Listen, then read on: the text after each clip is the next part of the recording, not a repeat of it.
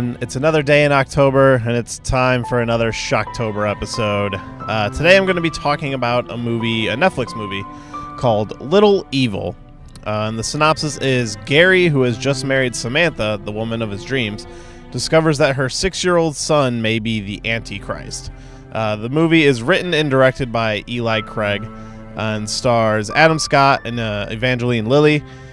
Can I just point out that I've noticed a lot of Netflix movies seem to be written and directed by the same person? I don't know, kind of a weird thing. Like, Netflix is personally out there funding creators for their specific vision, which, I don't know. Usually I'm just used to seeing, like, written, directed by different people, but I feel like almost every one of these Netflix movies I've done on Shocktober this year have all been written and directed by the same person.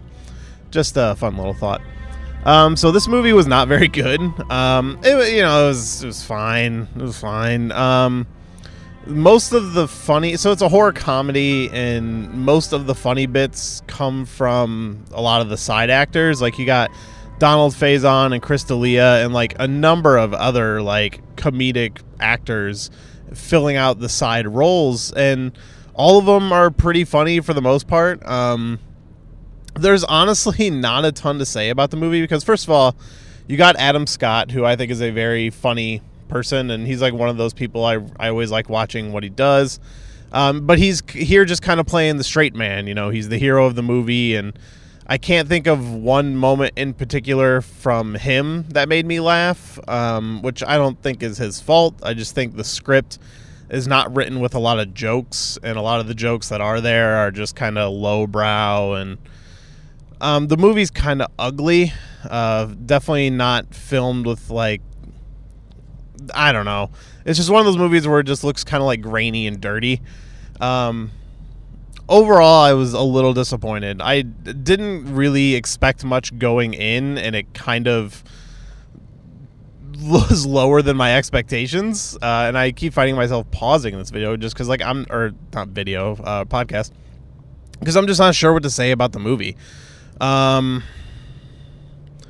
This is literally just kind of one of those, like, why did I end up watching this? So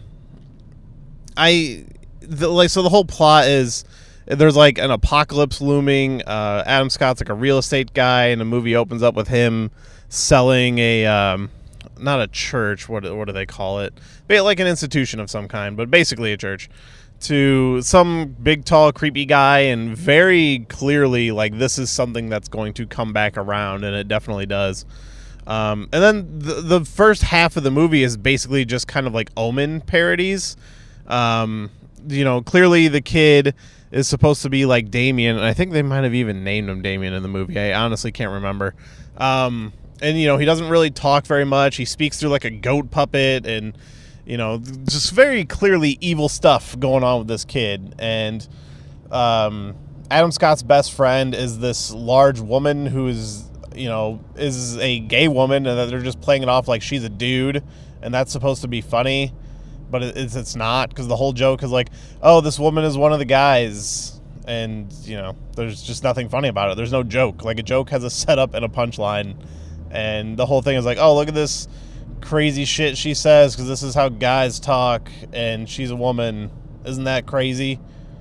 No, not really. Like, Evangeline Lilly honestly kind of feels like she's not in the movie very much, and something that comes up a little too late in the movie, she's like, oh, did I ever tell you the story about how he was conceived? And basically he was conceived in like a cult ritual. And it's just like, oh, that's maybe one of the things you mention, like, when you're dating somebody or before you get married. And they keep talking about multiple times, like, oh, something horrible happened at the wedding. And the revelation of that was not very interesting. Just turns out, like, oh, the kid caused a tornado. And, when the videographer is, like, reviewing the wedding footage, like, yeah, we don't even want to see that. And the guy's like, dude, you need to see this. And it's, they show the video and it shows, oh, there's a tornado, and, some people got sucked up, and the kid is just standing there perfectly still, not a hair's moving on his head. Ooh, creepy. It wasn't scary, and it wasn't funny. I'm struggling to find things to talk about this movie because I don't want this podcast to only be about 2 minutes. Yeah. Just don't watch it. I mean, a lot of these movies I've been watching are definitely a lot of Netflix picks just because all the horror movies that I own, I've already watched, and I try to watch like new movies. A whole point of Shocktober for me is I want to watch new films that I haven't seen before, and I have a lot of suggestions from people. Luckily, a lot of them are on Netflix, and this is one that I was just kind of curious about just because I like Adam Scott and, you know, a horror comedy kind of poking at the Omen I thought could be fun, but they don't really do much with it. There's the moment when he finds out that, like, oh, this kid is the Antichrist, and then the kid buries him alive, and then they just kind of like move on from that. Like, you know, she pulls him out of the dirt or whatever, and he's like, I want a divorce, and like this is something that feels like a third act thing and kind of happens in the second act. And then the movie kind of follows the whole, you know, have a heart trajectory of, oh, maybe the kid's not so evil, and they go to a water park and they start to bond, and you know, he's like, oh, it's about free choice, and, you know, they can stop this ritual. Like, the whole thing is these cultists have to kill the kid on June 6th, which is also his birthday, and that will open up a doorway to allow Satan to come onto Earth, and very stereotypical cultist stuff.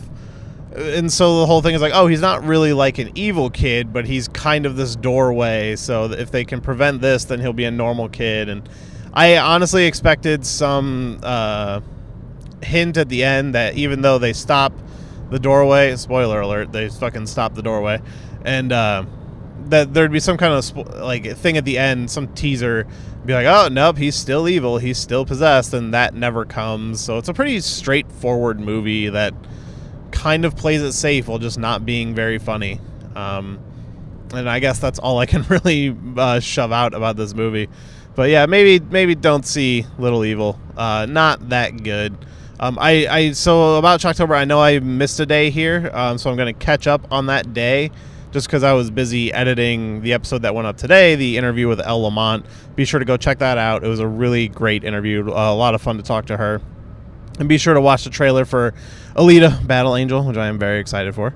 But yeah, that's going to be it for today's Shocktober episode. I already know what movie I'm going to talk about tomorrow. I hope it's good, because I feel like in the string of films I've been watching here, most of them, the last few have not been very good, so I'd like to have a good one for a chance. And it's another horror comedy, and those can kind of go either way. So after this, I'm going to have to dig into some of my recommendations from people that look like some really interesting straight up horror films. So that's going to be it for today's episode. Be sure to check back tomorrow for our next Shocktober, and be sure to listen to today's episode. So thanks for listening, and come back tomorrow.